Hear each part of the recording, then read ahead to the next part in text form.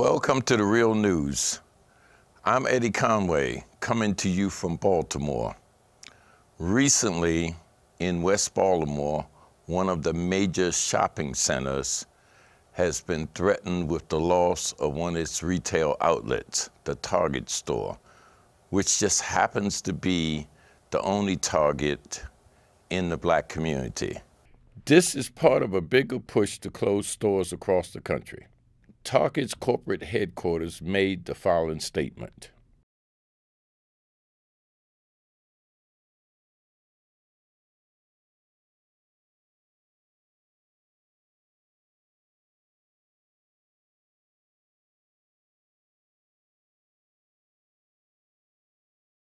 However, the Target at Mondawmin Mall was profitable. When Mondawmin Mall opened Target in 2008, Mondawmin Mall received $15 million subsidy from the taxpayers of Baltimore. Target is a really big store. Sell a lot of things that I may need. Like I buy equipment here, camera equipment, electronic stuff, sometimes clothing. Things that I may need around the house. And it's such an convenient location. It is a hardship for it to be moved from here. It was a really good store. I enjoyed it. So I talked to some people at Mondawmin's and asked them how they felt about it. The parking lot's always crowded. It's always crowded. Yeah. So I don't know What the problem is. No. I don't even want to say what I think the problem is. Well, let me just To my personal opinion, I believe they're really moving Target because it's in the Black community, and they really are. They're doing. This is just how they're doing it.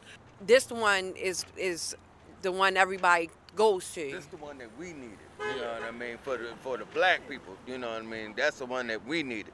The one that's out in the counties, you know what I mean, that's, not sounding racist, but, that's for the white people. I mean, it just adds to the problem of food deserts, or better said, what I like to call is food apartheid, because it's going to be less grocery stores. This is one less. The only thing we have over there is Shoppers and then Target. But otherwise, it's not a lot of big grocery stores for you to be able to get produce within walking distance. I also had the opportunity to go to a town hall meeting called by Councilman Pickett and listen to the voices of the community there. In some communities, a store like Target is a luxury. In communities like this, they are a necessity.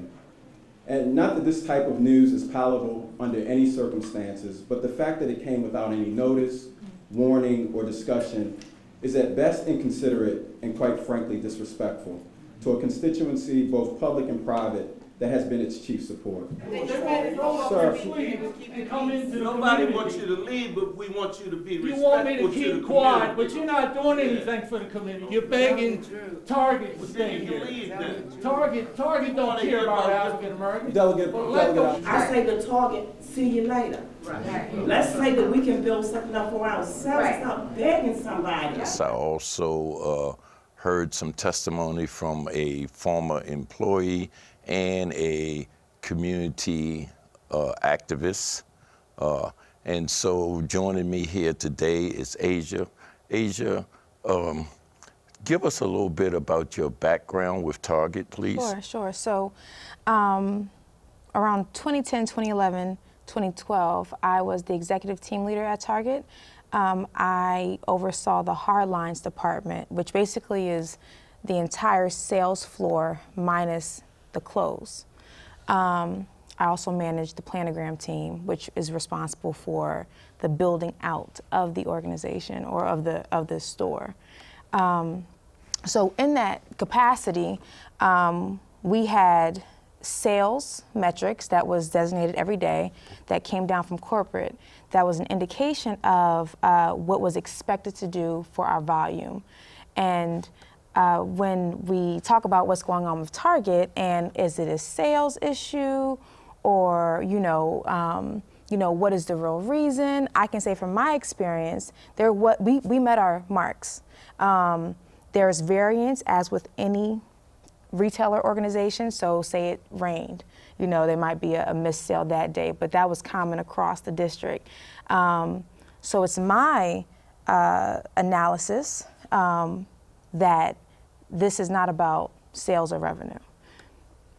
Okay, well, you know, one of the things you said last night was some alternative. It seemed, and I don't know how much pushback it's gonna be from the community, but as far as Target is concerned, right, they're gonna close that store on February the 3rd. Right. And if that happens, and of course they own the property and the parking lot, sure, and perhaps they will sell it, but if they don't sell it, maybe people will be forced to use eminent domain, and maybe the city will just take control of that property. But you made some wonderful suggestions of how that property might be used. Can you share with us both of them? Right, absolutely. So I think this actually is an opportunity for a revitalization effort in West Baltimore that really promotes either two options. Small businesses, local small minority-owned businesses having an opportunity to build local stores that have unique value. The big box retail chain is just not a model that works, period, right now. Right now, with the internet, a lot of retailing is going online. So the idea of bringing in another retailer may not necessarily be the most advantageous. But in addition, when we think about what's happening in Baltimore, I said yesterday that Baltimore, from my analysis, is being starved out of resources, and a lot of the power and control is in the hands of developers. And we have a unique opportunity to elevate homegrown local business districts that not only provide a service and an example to the young people and to the community at large in West Baltimore, but it gives employment opportunities. And I want to just highlight the employment piece a little bit, because one of the biggest reactions I had to Target leaving wasn't so much the convenience of the store, but the amount of jobs that were provided. There are team members at that store who opened the store. And this is like a staple source of income. There's team members who were at that store who have gone on through the coaching and development of the team to get different opportunities that were more reasonable with the living wage. So there was a lot of opportunity for career stability and/or career advancement.